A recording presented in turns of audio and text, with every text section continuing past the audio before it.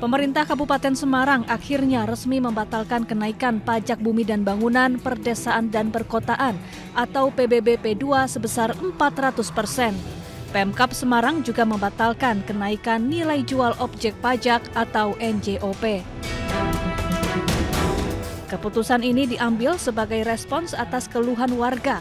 Selain itu, Pemkab Semarang juga mematuhi instruksi Menteri Dalam Negeri yang meminta pemerintah daerah tidak menaikkan pajak yang memberatkan warga. Dari Pak Mendagri ada surat edaran terkait dengan masalah pajak dan juga retribusi. Kemudian kami tidak lanjuti bahwa kami mengadakan rapat lanjutan, yaitu kami mengambil keputusan kenaikan NJOP yang berdampak kepada kenaikan pajak bumi dan bangunan tahun 2025 kami batalkan. Artinya yang naik itu nanti turun sama dengan tahun 2024. Kemudian yang turun tetap turun. Sebelumnya, warga Kabupaten Semarang dihebohkan dengan rencana kenaikan PBB hingga 400%. Selain PBB, nilai jual objek pajak atau NJOP juga melonjak tajam. Seperti yang dialami seorang lansia warga Ambarawa yang kaget saat menerima surat pemberitahuan PBB tahun 2025. Tagihan tahun ini naik drastis dari sebelumnya Rp161.000 menjadi Rp872.000.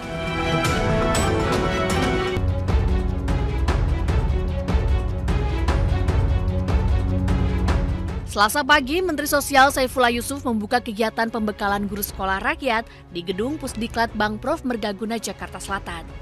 Dengan mengenakan seragam bernuansa merah alma mater sekolah rakyat, Mensos Gus Ipul secara resmi membuka acara. Mensos hadir dengan Wamensos Agus Jabo Priyono.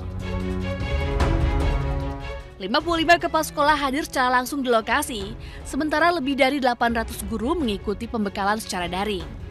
Acara pembekalan dimulai dengan upacara singkat disusul tampilan paparan pidato Presiden Prabowo Subianto soal sekolah rakyat. Di depan sejumlah kepala sekolah dan guru, Gus Ipul menjelaskan tujuan dibuatnya sekolah rakyat, program pemerintah yang hadir sebagai upaya mengedepankan kesetaraan kesempatan pendidikan bagi seluruh anak-anak di Indonesia. Gus Ipul juga berjanji akan mengusahakan laptop untuk tenaga pelajar di sekolah rakyat yang kemudian disambut riuh para peserta. Setiap anak setiap siswa mendapatkan seragam sekolah. Nanti kita memiliki 8 set. Jadi ada seragam alma mater, ada seragam sekolah, ada batik, ada pramuka, ada piyama, dan lain sebagainya. Maka itu sekarang kita sedang berpikir bagaimana dengan gurunya. Ini sedang kita pikirkan. Kita sedang rencanakan anggarannya. Kami harapkan nanti guru juga bisa mendapatkan seragam. Terus makan 3 kali sehari, 2 snack 2 kali sehari. Ya mudah-mudahan nanti gurunya juga menjadi bagian yang tidak terpisahkan. Kemudian perlengkapan sekolah, dan yang juga penting adalah dukungan pembelajaran dengan menggunakan learning management system.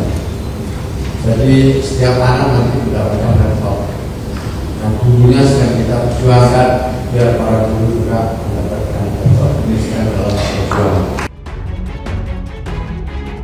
Sekolah rakyat resmi dibuka pada 14 Juli 2025.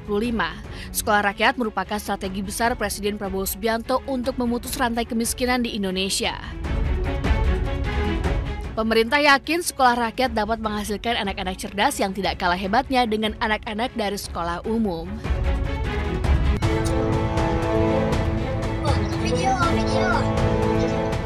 Inilah video hasil rekaman salah seorang penumpang mobil yang melaju dari arah Bangkalan menuju Surabaya. Nampak beberapa pengendara moge ini dengan santainya masuk ke jalur roda 4 di atas jembatan Suramadu. Aksi mereka pun cukup berbahaya, karena sebelumnya terjadi beberapa kali kecelakaan akibat perilaku pengendara motor yang menerobos ke jalur ini.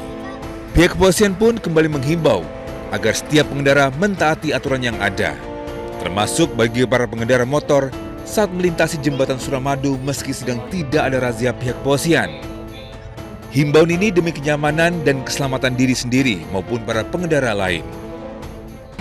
Tolong dipatuhi rambu-rambu kembali lagi tadi untuk menghindari hal-hal yang kita tidak inginkan. Contohnya seperti kejadian kemarin. Petugas unit patroli Jalan Raya PJR Jatim 8 Suramadu yang menerima laporan ini pun masih menelusuri identitas rombongan moge tersebut.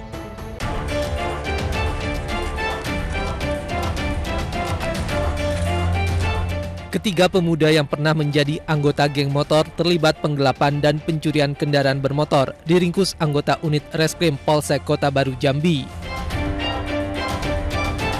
Modus kedua pelaku yang terlibat penggelapan dengan meminjam sepeda motor kepada korbannya. Sedangkan satu pelaku lainnya membawa kabur motor dengan menyerang korbannya kemudian mengambil motor yang telah ditinggalkan. Motor hasil kejahatan dijual seharga 5 juta hingga 10 juta rupiah keluar kota. Uang hasil kejahatan digunakan pelaku untuk membeli ponsel dan narkoba. Bahwa mereka ini dulunya geng motor, jadi sempat melakukan pengejaran kepada orang-orang yang menjadi sasaran secara random.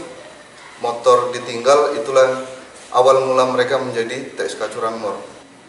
Motor yang mereka gelapan ini dijual atau gimana, Pak? Dijual, untuk hasil penjualan sudah mereka bagi ke teman-temannya, kemudian dibelikan juga handphone. Kemudian juga mereka membeli sabu. Untuk mempertanggungjawabkan perbuatannya, ketiga pelaku dijerat pasal 363 KUHP dan pasal 372 KUHP dengan ancaman hukuman di atas 5 tahun penjara.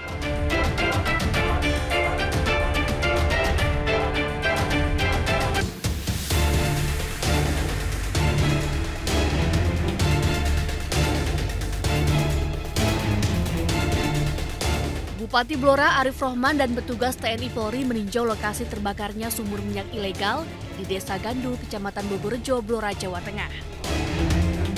Bupati menyebut proses evakuasi dan pengobatan korban luka terus dilakukan secara intensif.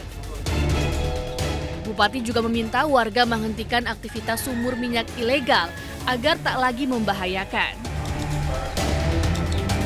Jadi kita juga sudah berkoordinasi dengan pihak Kementerian dan SKK.